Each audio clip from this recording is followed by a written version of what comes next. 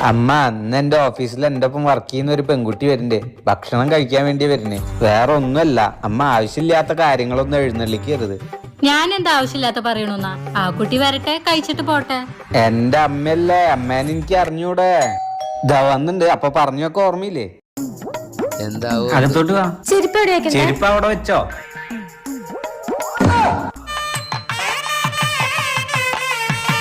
ദീപം ദീപം ദീപം. എന്തൊക്കെയാ മോളുടെ ഭാവി പരിപാടികൾ? ഞാനിപ്പോ വിഷ്ണുവിന്റെ ഓഫീസിലാണ് ജോലി ചെയ്യണത്. മോഡലിംഗിലും ചെറിയ താല്പര്യമൊക്കെ ഉണ്ട്. അപ്പൊ അതിലും കൂടെ ഒന്ന് ഫോക്കസ് ചെയ്യണമെന്നാണ് ആഗ്രഹം. ഞങ്ങൾക്ക് അതിനൊന്നും യാതൊരു എതിർപ്പുമില്ല. അമ്മ പോയി ഭക്ഷണം എടുത്ത് വെച്ചേ.